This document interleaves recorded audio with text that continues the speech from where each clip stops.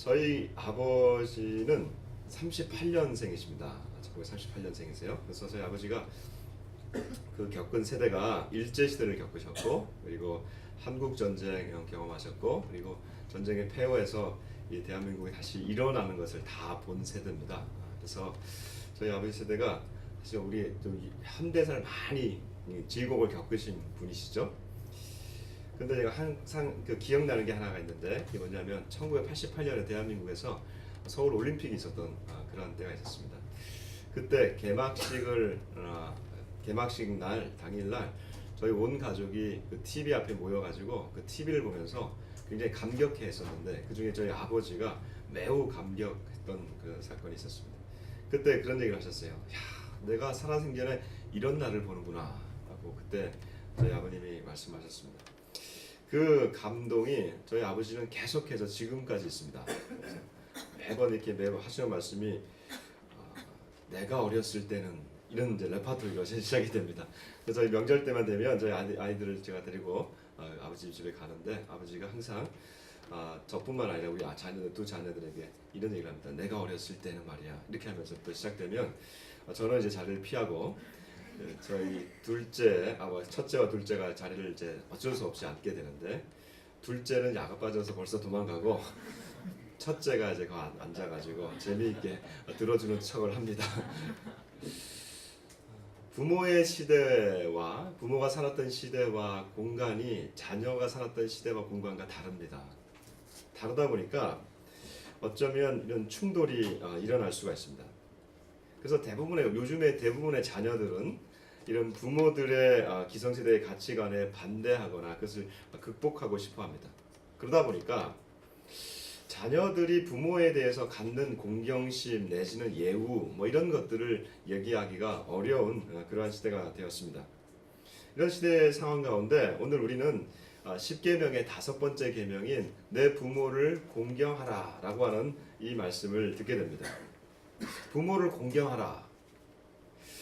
물론 이 모세가 살았던 시대, 이 말씀을 기록했던 그 시대에는 부모의 이 권위와 부모의 능력이 상당한 그런 시대였습니다.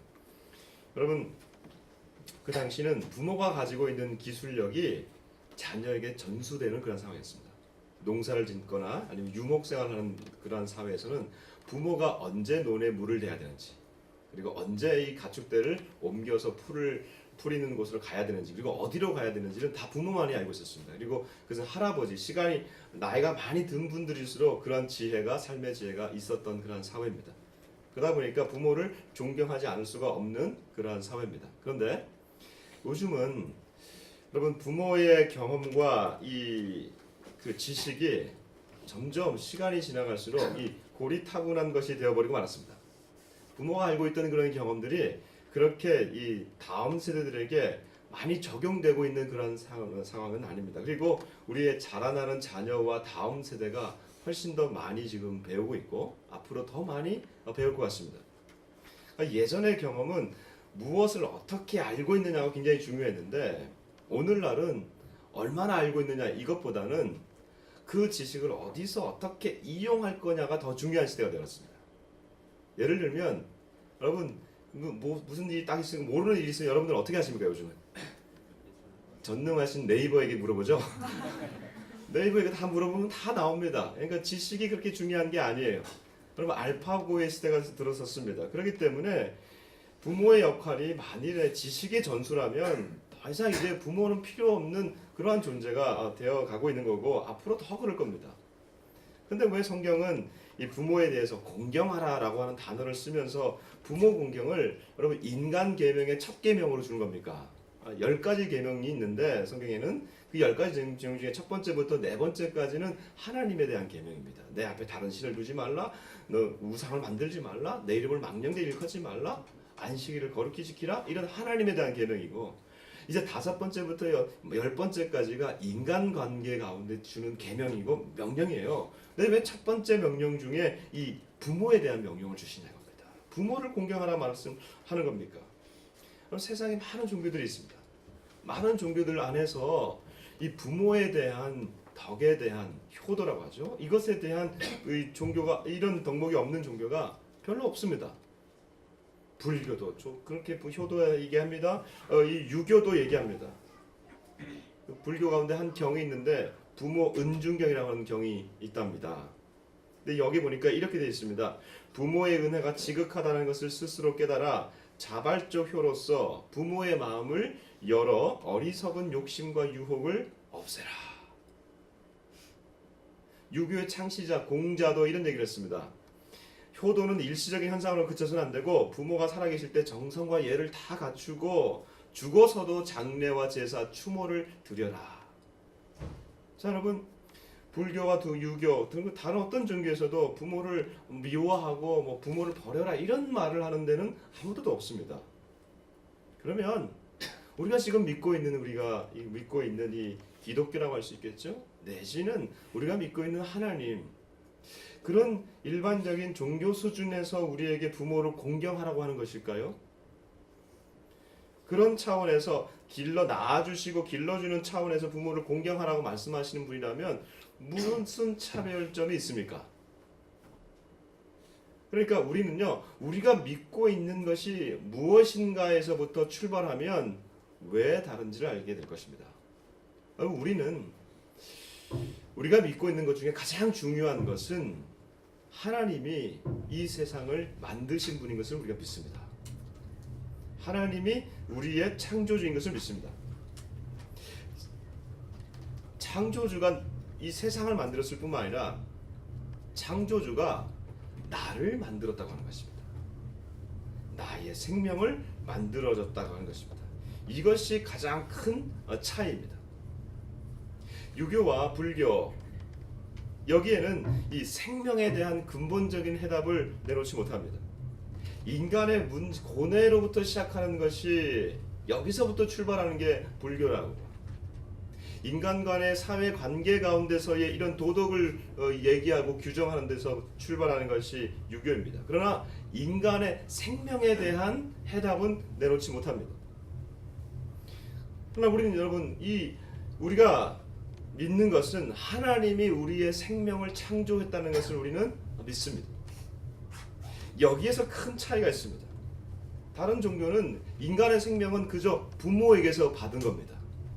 나의 어머니, 아버지, 더 올라가면 할아버지, 할머니, 더 올라가면 증조 부모가 그 할아버지, 그리고 그 위에 부모, 그리고 나까지 내려오는. 그래서 내가 볼 수 있는 부모까지 우리가 효도하는 것입니다. 그러니까 이게 최선인 겁니다. 그래서 죽어서도 우리가 제사를 드리면서 예를 갖추는 것이 내가 보았던, 나를 낳아주었던 우리 부모님이기 때문에 이걸 다 한 이 제사를 드리는 것이 효도라고 하는 것입니다. 그러나 생명이 하나님으로부터 왔다라고 하는 것을 안다면 말은 달라집니다. 하나님이 인간을 만드시고 인간에게 생육하고 번성하여 땅에 충만하라 말씀하셨습니다. 그리고 남자와 여자를 만드셨습니다. 남자와 여자를 만드시고 이 남자와 여자에게 사랑하는 마음을 주셨습니다. 이게 기가 막혀요. 근본적으로 그러니까 남자와 여자를 하나님 만드시고 서로에게 끌리게 하셨다는 거예요. 남성은 근원적으로 여성에게 끌립니다. 그리고 여성들은 남성을 향해서 근원적으로 끌리게 되어 있습니다. 이게 본원적인 창조의 원리입니다. 그래서 남자와 여자는 서로 만나게 되어서 사랑을 하게 되죠. 사랑을 하면서 결혼을 하게 되지요. 그리고 가정을 이루게 됩니다. 가정을 이루면 그 안에서 사랑의 결실로 아이가 태어납니다. 아이가 태어나면 이 아이야말로 바로 생명인 것입니다. 여러분, 우리가 생명 하면은 모호한데 생명은 그냥 이 아이 자체, 저와 여러분 자체가 생명인 것입니다. 자, 보십시오. 이런 하나님이 지금 만드신 순서와 원리가 있습니다. 하나님이 창조하셨습니다. 남자와 여자를 창조하셨습니다. 그리고 이들로 하여금 사랑이라고 하는 감정을 주어서 끌리게 합니다.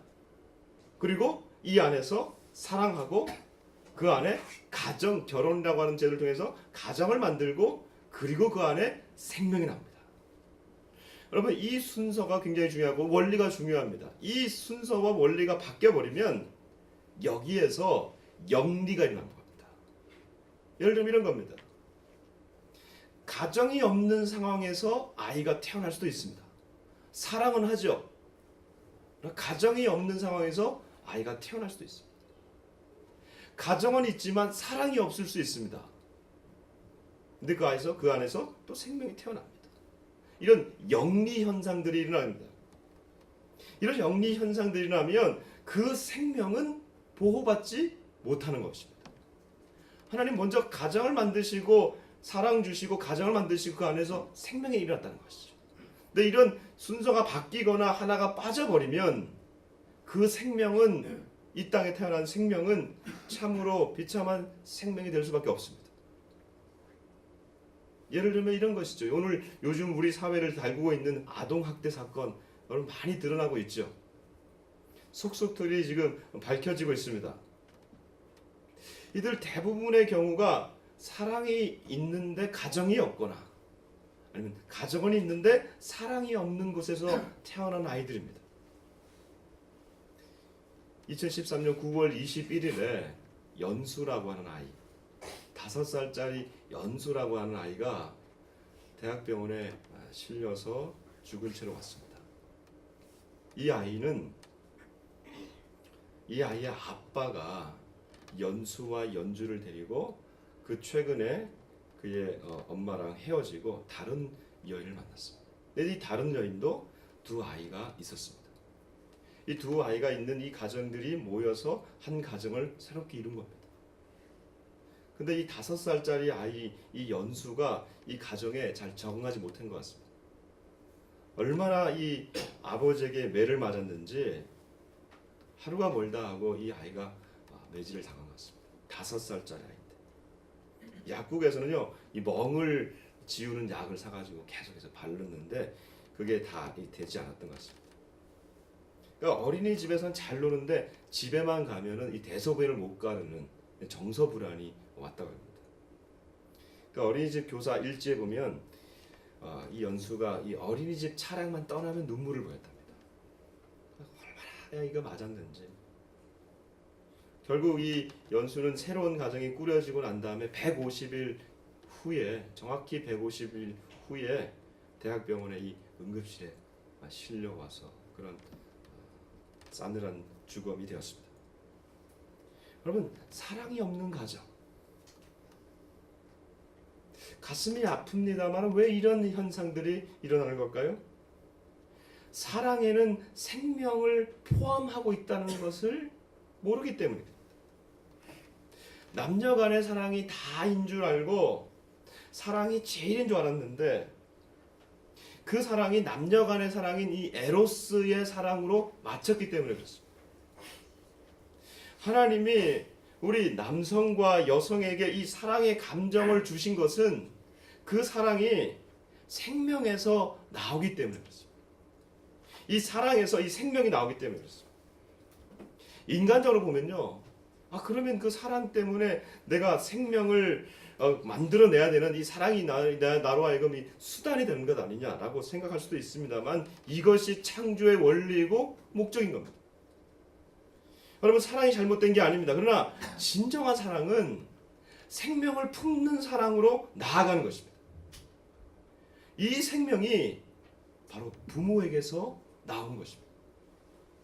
그러니까 이 부모의 사랑을 거슬러 올라가면 우리는 결국 누구를 만나게 되냐면 바로 하나님을 만나게 됩니다.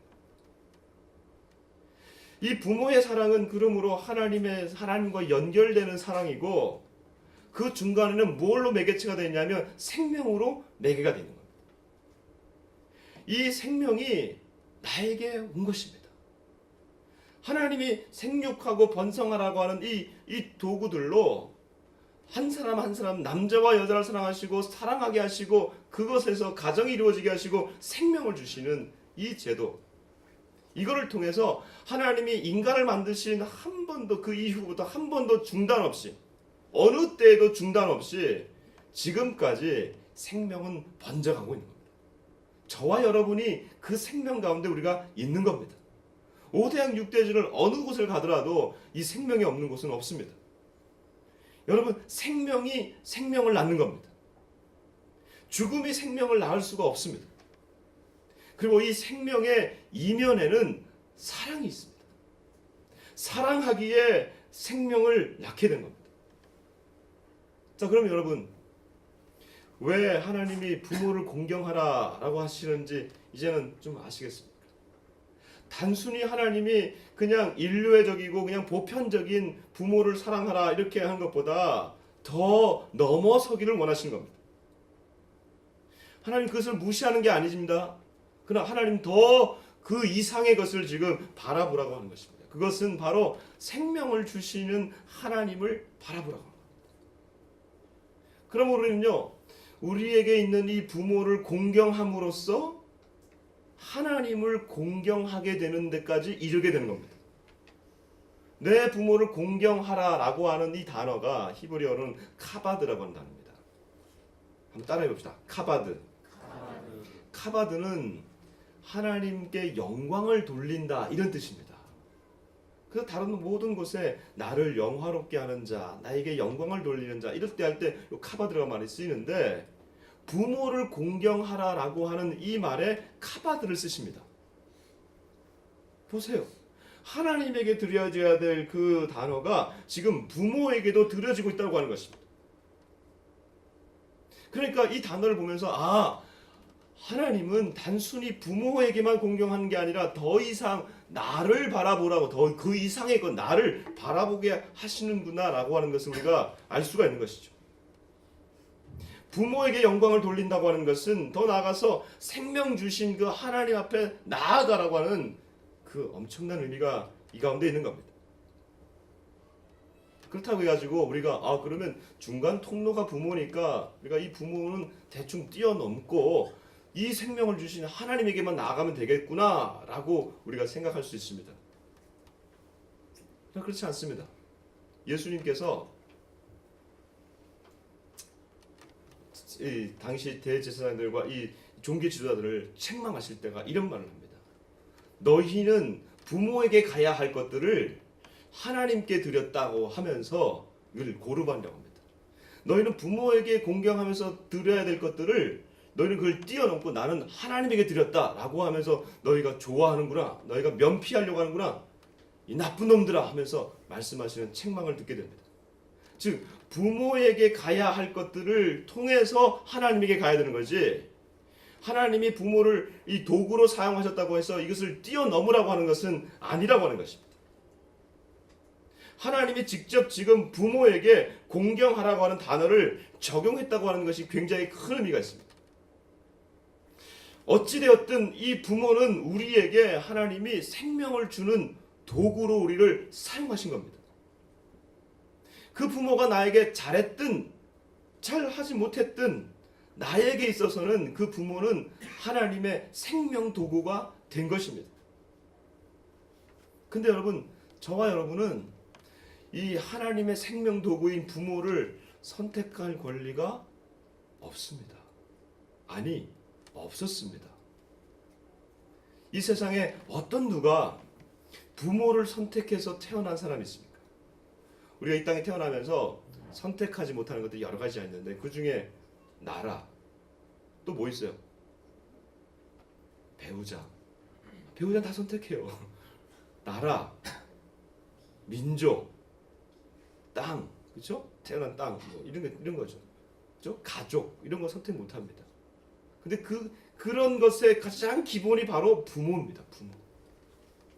어떤 누구도 이 땅에 태어나면서 나는 잘생긴 아메리칸 부모를 내가 택할 거야, 그런 사람 없어요. 어떤 누가 나는 대한민국 사람으로 태어날 거야 라고 생각한 사람이 없어요. 나는 북한에서 태어날 거야, 그런 사람 아무도 없습니다. 이게 다른 말로 하면은 나는 부모를 선택해서 태어나지 못했다고 하는 것은, 여러분, 우리가 신앙의 눈으로, 성경의 눈으로 보면 나는 이 부모를 통해서 태어날 운명했다고 하는 것입니다. 그런데 우리는 이렇게 얘기합니다. 왜 내가 이 부모 밑에서 태어나서 이런 고생을 할까? 금수저, 은수저, 흙수저. 이 얘기를 하는 것은 부모에 대한 사실은 깊은 원망이 있는 겁니다. 저도 어릴 때 저희 부모에 대해서 이런 고민들을 한 적이 있습니다. 왜 우리 어머니는 한석봉의 어머니처럼 이렇게 교육열을 나한테 하지 않았을까? 왜 신사임당을 읽으면 저는 왜 저분이 나의 어머니가 안 됐을까? 우리 아버지를 보면서 왜 아버지는 다른 목사님들처럼 목회를 좀 잘해서 이 자식들을 고생 안 시켰으면 좋았을 텐데 라는 생각을 해본 적이 있습니다. 지금 생각해 보면 내가 할 수 있는 것을 넘어서는 영역의 질문들이었습니다. 내가 부모를 선택할 수 없다는 겁니다. 그래 여러분, 그럼 우리가 어떤 태도를 가져야 될까요? 하나님이 내게 생명을 부모를 통해서 주셨다면 그거를 통해서 나는 그것만으로도 나는 감사하고 그 부모를 공경하는 겁니다.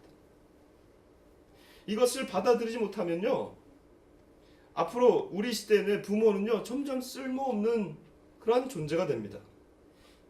노인이 되어버리는 부모를 이 시대가 필요로 하겠습니까?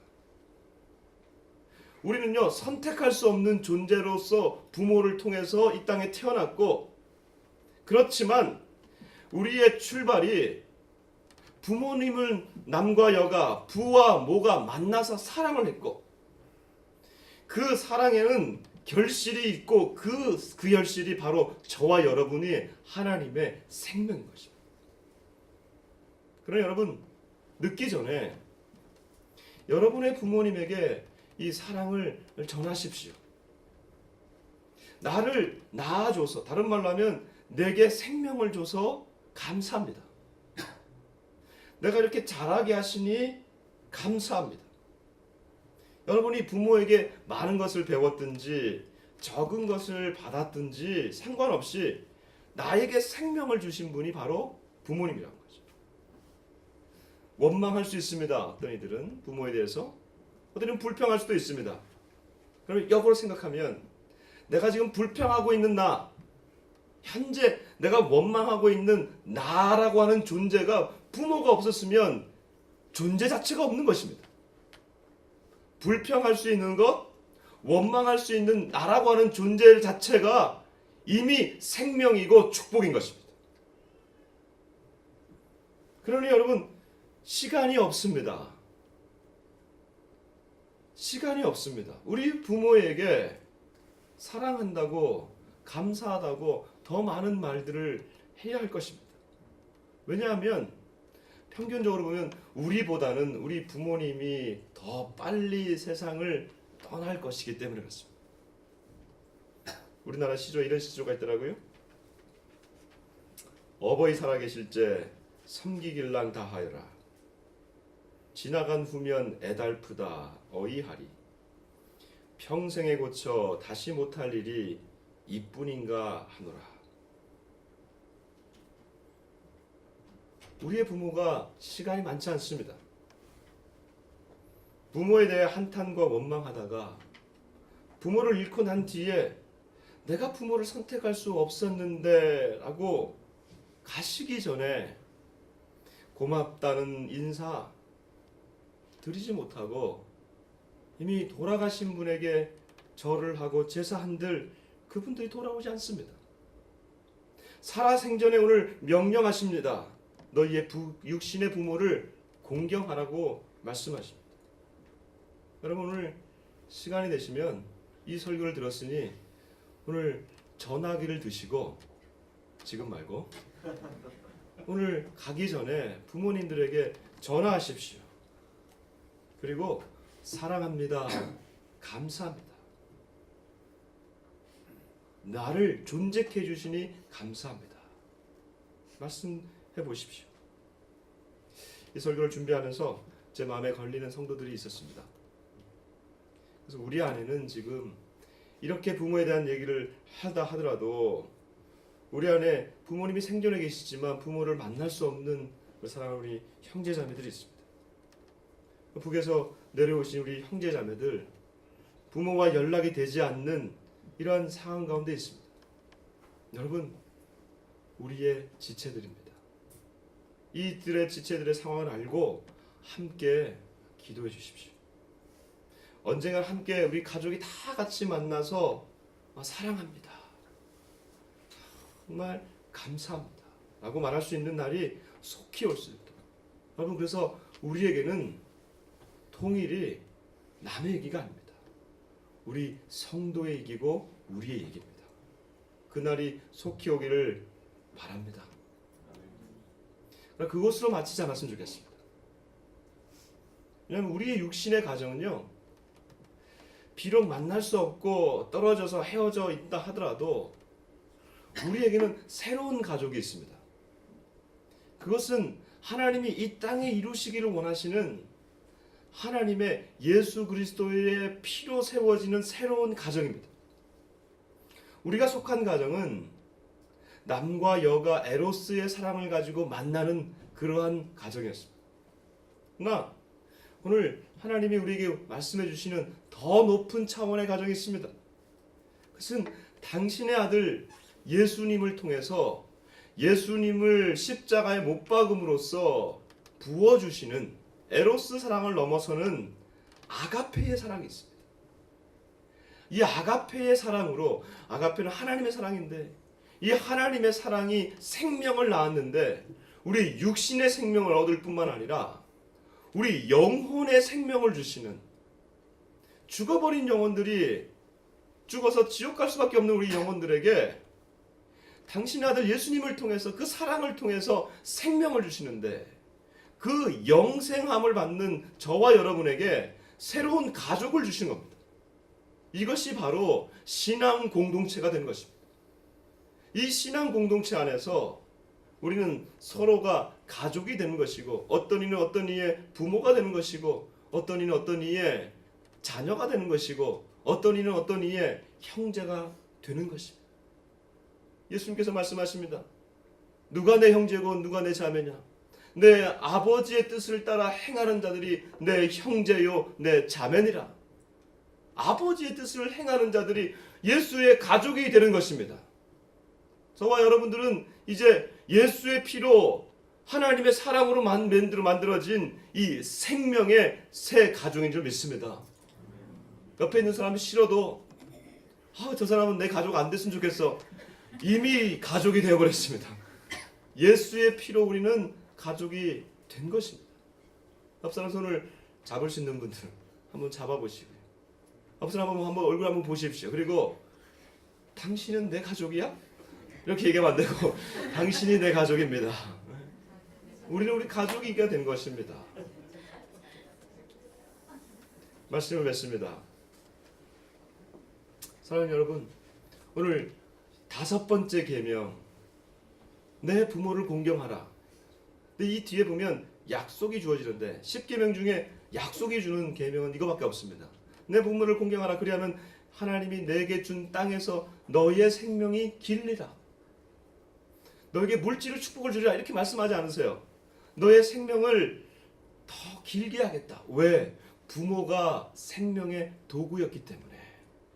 부모를 통해서 나에게 오는 복은 생명이었기 때문에 하나님은 생명의 복을 주시겠다고 말씀하신 겁니다. 이 복이 사랑하는 여러분의 가정 가운데 충만하기를 원하고 그리고 우리 교회 공동체 가운데 충만하기를 원합니다. 아직까지 여러분의 가족 중에 특별히 부모님 중에 이 하나님이 생명을 주신 도구였다고 하는 사실을 알지 못하는 부모님이 계신다면 하나님, 우리의 부모가 하나님의 생명 도구였다는 것을 알게 하여 주셔서 그도 하나님의 자녀 되게 해주십시오. 마지막 날에 그도 하나님 앞에 자녀 되는 거 아닙니까? 예수님을 통한 자녀 회복이 여러분의 가정 가운데 있기를 주의 이름으로 축원합니다. 하나님 아버지 감사합니다. 이 땅에 우리를 호흡하게 하시고 당신의 생기를 불어넣으셔서 하나님의 고유한 생명체들로 이 땅에 태어나게 하신 것 감사합니다. 목적 없이 이 땅에 온 것이 아니고 하나님이 가장 원하시는 하나님의 일들을, 하나님의 형상을 가지고 하라고 우리를 이 땅에 지으셨는데, 그 지으신 통로가 우리의 부모를 통하여서 사랑하여 가정을 만들고 그 가정 안에 우리들이 태어나게 하셨던 거 감사합니다.